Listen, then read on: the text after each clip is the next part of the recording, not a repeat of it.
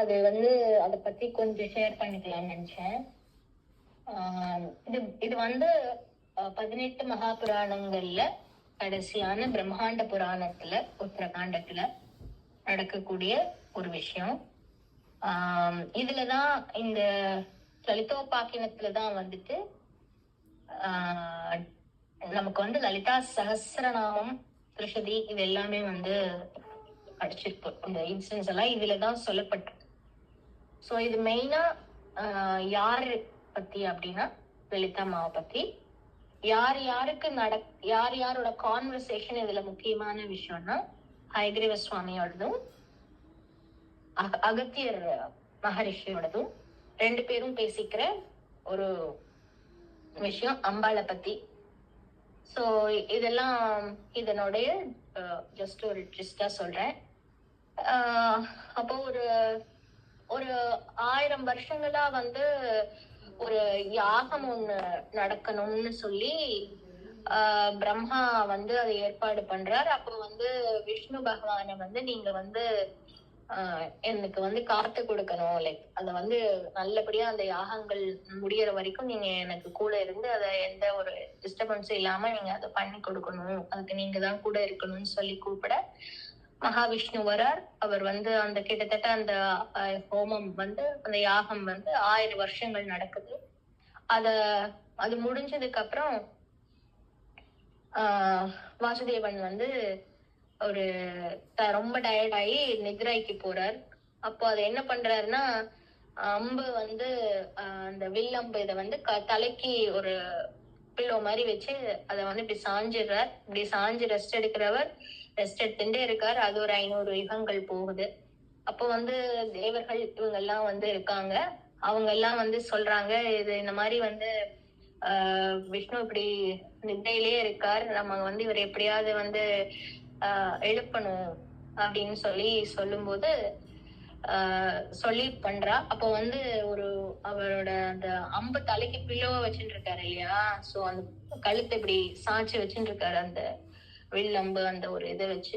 So அத வந்து என்ன பண்றாங்க, அத வந்து ஒரு புழு வந்து அதுல விட்டு அதை வந்து அதை அரிச்சிருச்சுன்னா அவர் கொஞ்சம் டிஸ்டர்ப் ஆவார் இல்லையா, அந்த ஷேக் ஆகுறதுல. பில்லோ டிஸ்டர்ப் பண்ணா நம்ம தூக்கம் படுத்துட்டு இருக்கவாளுக்கு எப்படி டிஸ்டர்ப் ஆகுமோ அந்த மாதிரி ட்ரை பண்ணிருக்கா.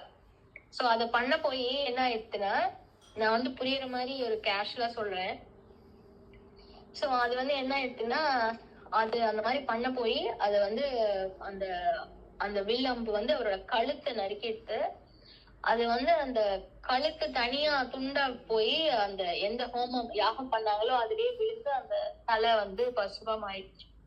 இப்ப இவெல்லாம் ரொம்ப கஷ்டப்பட்டு ஆக்ரோஷமா சொல்றா, இப்படியும் வந்து நடக்குமா, இப்படியும் இந்த மாதிரி வந்து நடக்குமா, விஷ்ணுவோட தலை வந்து இந்த மாதிரி தலை தனியா துண்டா விழுகிற இதெல்லாம் வந்து நடக்குமா, எப்படி இதுக்கெல்லாம் பாசிபிலிட்டியே இல்லையே, எப்படி விஷ்ணு பகவானே இப்படி நடந்தா என்ன பண்றதுன்னு ரொம்ப கஷ்டப்படுறா, கதறா.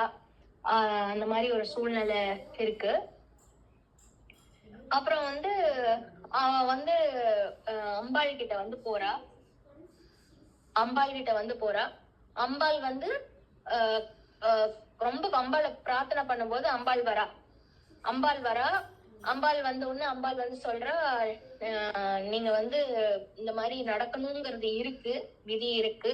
ஏன் இருக்குன்னா, இதே ஒரு ஹார்ஸ் ஃபேஸ்ல இருக்கிற ஒருத்தர்னாலதான் வந்து அவன் வந்து ரொம்ப வந்து இது பண்ணிட்டு இருக்கான். நான் வந்து பிரச்சனை பண்ணி லைக் நிறைய பேருக்கு பிரச்சனைகளை கொடுத்து சிரமப்படுத்திட்டு இருக்கான்.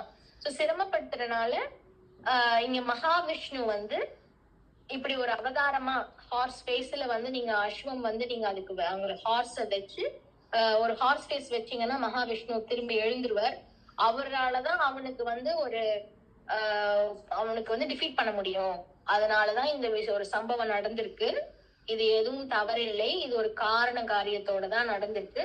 நீங்க வந்து இது பண்ணணும் அப்படின்னு சொல்லி அம்பாள் வந்து ஆகாயத்திலிருந்து வந்து சொன்னதா அது சொல்லப்படுது. அதாவது அசரீரியா காட்சி கொடுத்து அம்பாள் வந்து இந்த மாதிரி சொல்லியிருக்கா. அப்ப சொன்னதுனால இவங்க எல்லாரும் வந்து பண்றாங்க, லைக் அம்பாள் சொன்ன ப்ரொசீஜர்ஸ் எல்லாம் பண்றாங்க. திருப்பி மகாவிஷ்ணு எழுந்திருக்கிறார். இழந்தோன்னா அவருக்கு கொஞ்சம் வருத்தம் தான், அவரோட தன் முகத்தை பார்த்து நம்ம வேற மாதிரி இருக்குமே அப்படின்னு. பட் அவர் வந்து அவருக்கு தெரியும் இல்லையா, சோ நம்ம அவர் வந்து அந்த மாதிரி ரூபத்துல எதுக்கு அவர் திருப்பி இந்த மாதிரி இன்கார்னேஷன் ஆயிருக்காரு அப்படிங்கிறது அவருக்கு தெரியும். அப்போ அம்பாள் வந்து சொல்றான், இன்னொன்னு சொல்லியிருக்க அம்பாள், இந்த மாதிரி நீ வந்து பகவான் வந்து இந்த ரூபத்துல வந்து அடுத்து இன்கார்னேட் ஆகணும். இன்கார்னேட் ஆனான்னா அவங்க வந்துட்டு அவர் வந்து 500 யுகங்கள் வந்து அம்பாளுடைய உபாசனை, அதாவது பிளஸ்ஸிங்ஸ் கொடுத்து நிறைய பேத்துக்கு தீட்சை கொடுத்து அவர் வந்து வழிபாடு பண்ணுவாரு அப்படின்ற மாதிரி அம்பாள் சொல்றாங்க. இப்போ இதெல்லாம் நடக்க இருக்க, இது அம்பாள் சொன்ன அதே ப்ரொசீஜர்ஸ் எல்லாம் பண்றாங்க. திருப்பி ஹயக்ரீவ சுவாமியா அவர் வரார், பெருமாள் விஷ்ணு. அப்புறம் வந்து இதே நேரத்துல இதே சூழ்நிலையில வந்து அகத்திய முனி வந்து வந்துட்டு இருக்கார். அவரு எல்லா அப்போ ஒரு சந்தர்ப்பத்துல வந்து காஞ்சிபுரம் வரார். காஞ்சிபுரம் வரும்போது அவர் வந்து சொல்றார், இது ஒரு சைடு இருக்க. இன்னொரு சைடு வந்து இன்னொரு பாட்டு என்ன சொல்லணும்னா, ஒரு மன்னர் இருக்கார். அந்த மன்னருக்கு வந்து மன்னர் அதாவது கிங் அண்ட் குயின் இருக்கா. அப்ப அவங்களோட அரண்மனை இதுல வந்து ஒரு சுவாமிகள் வந்து அங்க வந்து யாகம் பண்ணணும்னு சொல்றார். அப்ப அவரோட ரெக்கமெண்டேஷன் என்னன்னா, எனக்கு வந்து ரொம்ப ஸ்ரத்தையா இருந்து பணிவிடைகள் செய்யறதுக்கான ஒரு நபர் எனக்கு வந்து நீங்க இந்த பூஜை இதுக்கான விஷயங்கள் எல்லாம் எனக்கு வந்து பண்ணி கொடுக்கணும், எடுத்து வச்சு எனக்கு ஹெல்ப் பண்ணணும். சோ அதுக்கு ஒருத்தர் வேணும்னு கேட்கும் போது அந்த மன்னர் வந்து அப்ப லோபாமுத்ரா அம்மா இருக்காங்க. அவங்களுக்கு வயசு வந்து அப்ப 8. சோ அப்ப வந்து மன்னர் கிட்ட சொல்றாங்க லோபாமுத்ரா அம்மா வந்து, நான் வந்து பண்றேன், அந்த விஷயத்த நான் எடுத்து பண்றேன், அந்த சுவாமிகளுக்கு நான் ஹெல்ப் பண்றேன், பூஜைக்கு விதமான எல்லா ஹெல்ப்ஸுமே நான் எடுத்து கொடுத்து டெய்லியும் அவரு யாகம் பண்றதுக்கான தேவைகள் என்னவோ அதுக்கான ஹெல்ப்ப நான் வந்து இருக்கேன், நான் வந்து ஹெல்ப் பண்றேன்னு சொல்றாங்க. அப்ப அந்த மன்னர் வந்து நினைக்கிறாரு, ரொம்ப சின்ன குழந்தையா இருக்கே, 8 வயசு குழந்தை, அவர் வந்து ரொம்ப ஸ்ரத்தையா எதிர்பார்க்கிறவர், ஏதாவது குழந்தை தப்பு பண்ணினா இது சரியா ஏதாவது பொருளை எடுத்து வைக்கிறதோ கொடுக்கறதுலயோ ஏதாவது அவருக்கு மனசங்கடம் இல்லாம இருக்கணும்.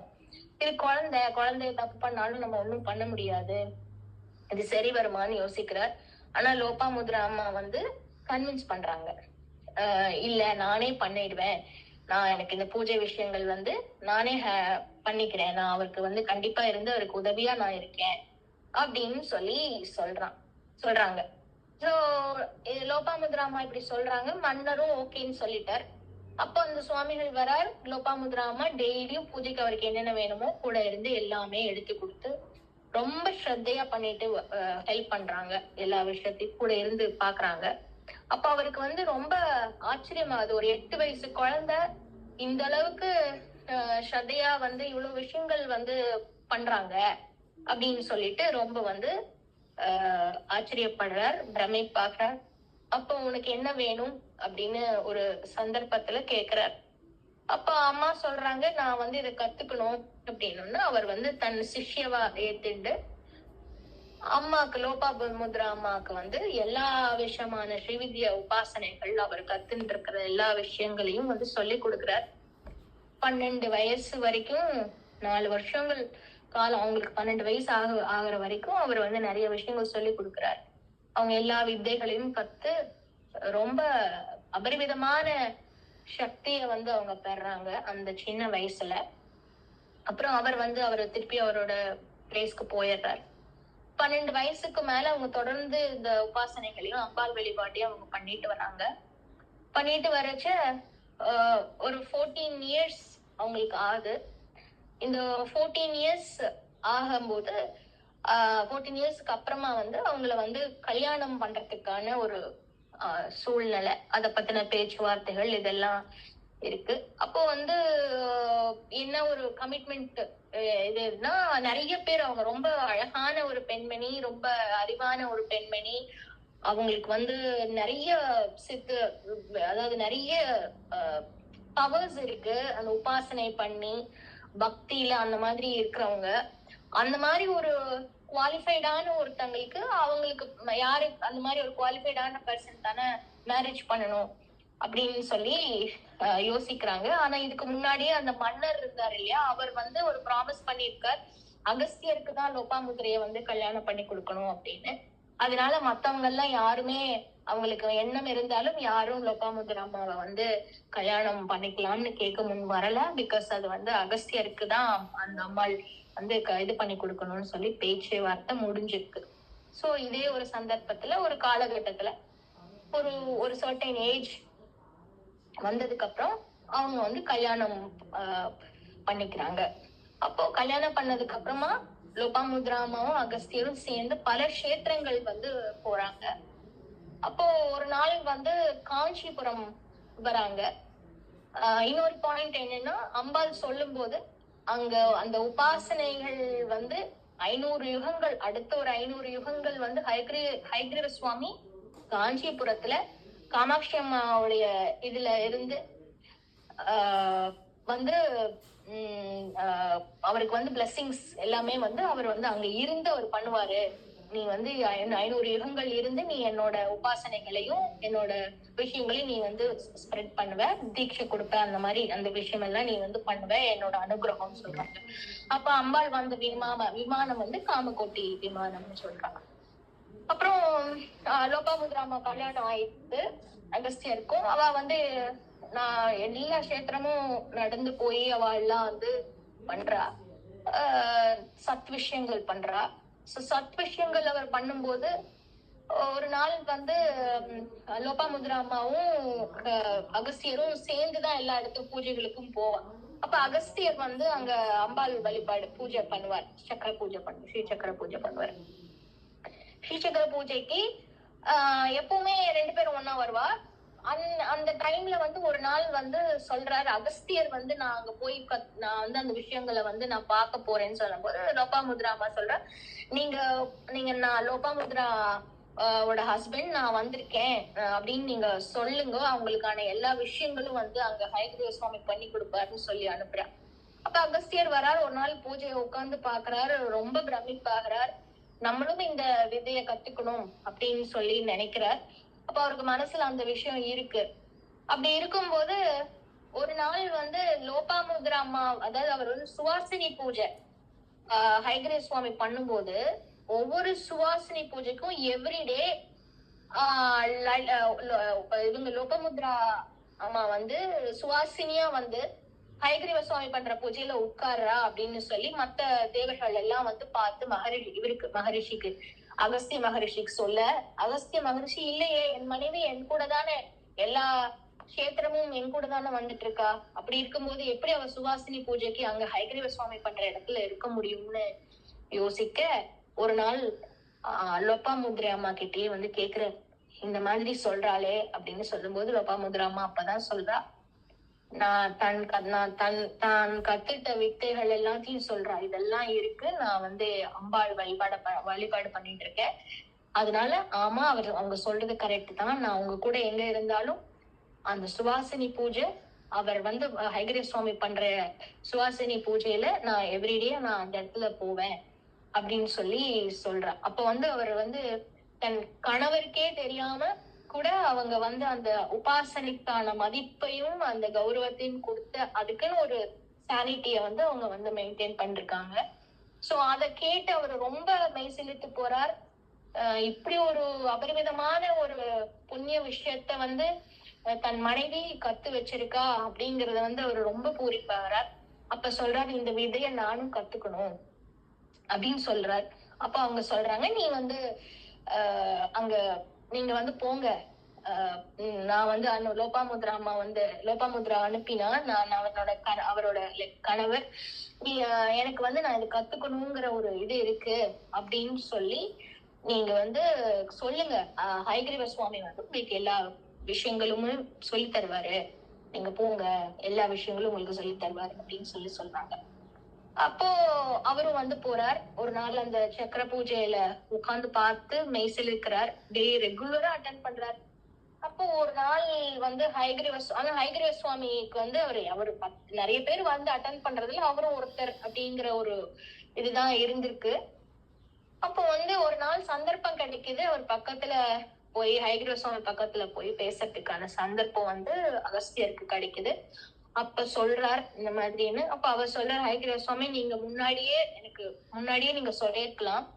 நான் லோபாமுத்ரையோட இதுன்னு நீங்க சொல்லியிருந்தா உங்களுக்கு நான் பல விதமான விஷயங்களை நான் வந்து உங்களுக்கு சொல்லியிருப்பேன். நீங்க வந்து என்கிட்ட சொல்லல அப்படின்னு சொல்லும்போது, அகஸ்தியர் வந்து பல பேர் இந்த மாதிரி வழிபாடு பண்ணிட்டு இருக்கா, நானும் வந்து அதை பார்த்துட்டு இருக்கேன், எனக்கு அதுக்கான சந்தர்ப்பம் இல்லை அப்படின்னு சொல்லும்போது, அகஸ்தியருக்கு வந்து நானும் இந்த விதையை கத்துக்கணும், அம்பாள் வழிபாடு பண்ணணும், இவ்வளவு பெரிய புண்ணியமான ஒரு விஷயத்த வந்து நான் வந்து பண்ணணும்னு கேட்க, ஹயக்ரீவ சுவாமி வந்து அது ஒரு பெரிய ரகசியமான விஷயம், அது எல்லாத்துக்கும் கொடுக்கறது அல்ல, நான் வந்து அம்பாள் கிட்ட கேட்கணும்னு சொல்லி அவரு பேசும்போது, அம்பாளே வந்து ஹயக்ரீவ சுவாமிக்கு வந்து, அகஸ்தியருக்கு நீ வந்து என்னோட விதையை நீ கற்றுக் கொடுன்னு சொல்ல, அதுக்கப்புறம் தான் ஹயக்ரீவ சுவாமி அம்பாளே காட்சி கொடுத்த ஒரு மெய் சிலிர்த்த விஷயத்தை வந்து உணர்த்து அவரு ரொம்ப உருக்கமான ஒரு மனநிலையில லோபாமுத்ரை அம்மாவோட ரெக்கமெண்டேஷன்ல அகஸ்தியருக்கு ஸ்ரீவித்யை உபாசனை வந்து சொல்லப்படுது. அதுலதான் வந்து அடுத்த லலிதா சஹஸ்ரநாமம் எப்படி இது ஸ்டார்டிங் விஷயம் எப்படி எல்லாம் வந்தது அப்படின்னு இந்த இதுல இருந்துதான் வந்து லலிதா சஹஸ்ரநாமம் வந்து வந்தது எப்படி அப்படிங்கறத வந்து அடுத்து பார்க்கலாம். ஜெய் ஸ்ரீராம்.